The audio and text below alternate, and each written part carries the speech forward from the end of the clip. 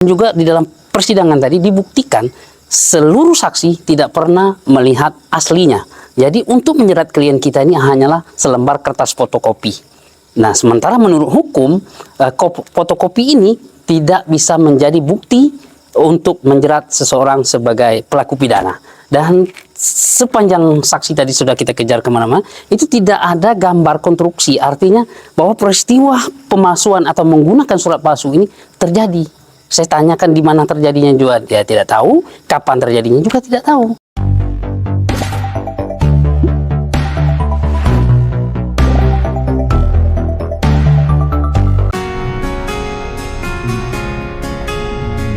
Ini lautan sungai Kemsi.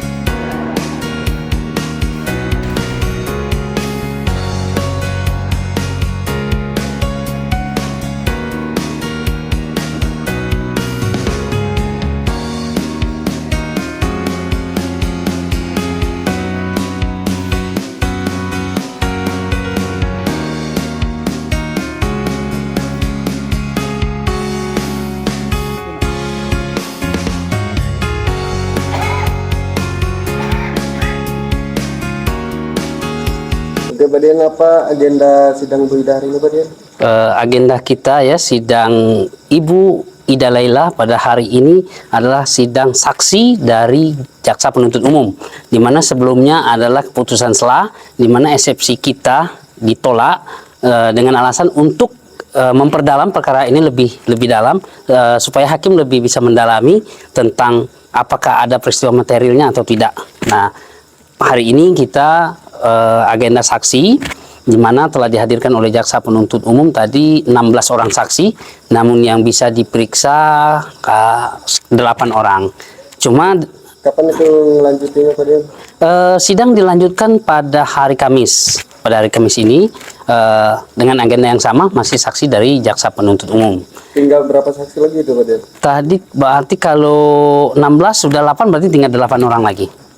Nah, 8 orang ini tergolong daripada saksi fakta. Saksi fakta artinya berkaitan dengan lapangan. Nah, tadi yang kita bicarakan yang sudah diperiksa, pertama adalah saksi pelapor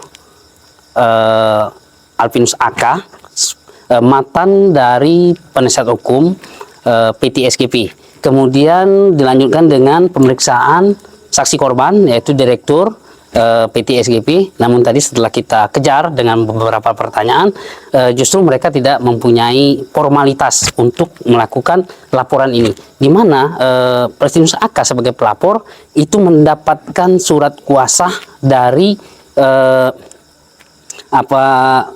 manajer sebelumnya. Sementara di tanggal Januari, di 14 Januari 2023, sementara 1 Januari direkturnya sudah ganti. Jadi secara hukum laporan ini tidak mempunyai formalitas, legal standingnya tidak ada. Itu yang kita dapat tadi. Kemudian semua data didapatkan oleh pelapor itu dari tim legalnya perusahaan. Kemudian pihak pelapor juga tidak ada membandingkan dengan surat-surat lain. Kemudian tadi juga sudah ditanyakan oleh majelis hakim, apakah ada surat yang serupa, isi yang sama, namun konstruksi berbeda? Juga tidak ada. Dan surat ini tidak pernah dibandingkan. Dan juga di dalam persidangan tadi dibuktikan seluruh saksi tidak pernah melihat aslinya. Jadi untuk menjerat klien kita ini hanyalah selembar kertas fotokopi. Nah, sementara menurut hukum fotokopi ini tidak bisa menjadi bukti untuk menjerat seseorang sebagai pelaku pidana. Dan sepanjang saksi tadi sudah kita kejar kemana-mana, itu tidak ada gambar konstruksi. Artinya bahwa peristiwa pemalsuan atau menggunakan surat palsu ini terjadi. Saya tanyakan di mana terjadinya juga dia tidak tahu, kapan terjadinya juga tidak tahu. Nah, yang menjadi heran lagi tadi saya tanyakan juga kepada saksi korban bahwa korban telah mengganti rugi dengan terdakwa. Loh, kok korban yang jadi rugi? Kan dari mana tuh terbalik itu kan? Dia mengganti rugi dengan tersangka, sementara dia nuduh dia rugi. Jadi yang rugi ini tersangka atau dia kan begitu. Nah, kemudian juga yang menyebabkan dia rugi tadi sudah bisa kita buktikan fakta di persidangan adalah eksekusi yang dilakukan oleh Pengadilan Negeri Sololangun. Berarti bukan Bu Ida, bukan penggugat. Dari mana Bu Ida bisa merugikan? Hanya jalannya Ibu Ida melakukan permohonan. Nah, di situ tadi itu. Mudah-mudahan insya Allah kalau dari saksi-saksi yang ada ini, tadi saksi korban, kemudian saksi pelapor, unsurnya tidak terpenuhi. Nah, saksi fakta hanya berbicara tentang tanda tangan, tentang perbedaan surat jual beli, namun dia tidak bisa menunjukkan pembandingnya. Satu pun tidak ada. Jadi itu hanya pemanis lah fakta yang mungkin artinya di dalam hal ini sekitar pembuktian saksi itu nilainya sekitar 5,4 lah, tidak sampai 6 gitu. Ya mudah-mudahan ini dengan kita bisa membuktikan dan membantahkan semua dakwaan jaksa, insya Allah Ibu Ida bisa lepas atau minimal bebas dari segala tuntutan. Jadi laporan dan gugatan dari pihak penggugat itu tidak menggunakan surat aslinya ya, Pak ya? Laporan dia ya, jelasnya laporan dia kepada Polda Jambi tidak menggunakan surat asli gitu. Dan tidak mempunyai pembanding dan tidak juga disertai dengan bukti-bukti yang lain gitu. Dengan kejelasan ini apa harapan Pak Dian kepada Pengadilan Negeri Sarawangun ini tadi? Ya harapan kita ya, karena dari awal juga kemarin kita gugat di 2018 NO, kemudian kita gugat lagi di 2020 kita dengan perkara nomor 11 kita dimenangkan, kemudian sampai kasasi, sampai ke eksekusi. Ya artinya pengadilan sudah memahami duduk perkara ini, dan saya berharap kepada pengadilan untuk berdiri tegak, artinya seluruh-seluruhnya, dan melakukan apa yang mestinya dilakukan oleh pengadilan. Mudah-mudahan majelis hakim juga berpegang kepada fakta-fakta yang ada. Semoga sukses.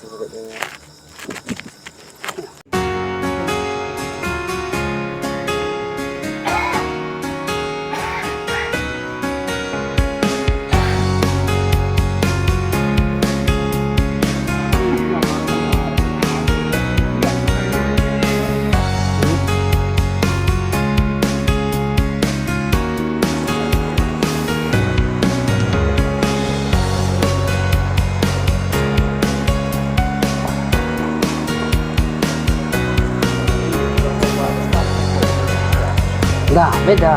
Susah lah dia. Yang kita dulu ngambil. Kalau pakai susah.